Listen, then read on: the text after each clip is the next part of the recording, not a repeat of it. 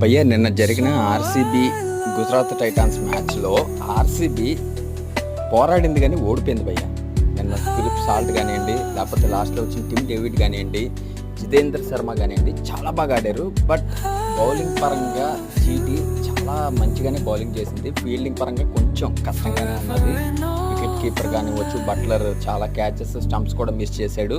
అదే రకంగా ఫీల్డింగ్లో కొన్ని లోటుపాట్లు అయితే ఉన్నాయి. అదే రకంగా రషీద్ ఖాన్ కూడా చాలా ఘోరంగా బౌలింగ్ చేస్తున్నాడు భయ్య.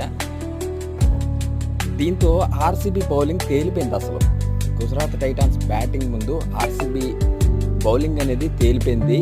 ఇషాంత్ శర్మ కానివ్వండి, ఎవరైనా కానివ్వండి, ఎక్కువ రన్స్ అయితే ఇచ్చుకున్నారు. సో తర్వాత చూస్తే కనుక వింటేజ్ ఆర్సీబీ అనేది మళ్ళీ వచ్చేసింది రా అబ్బాయి అని చెప్పి ట్రోల్స్ అయితే చేస్తున్నారు.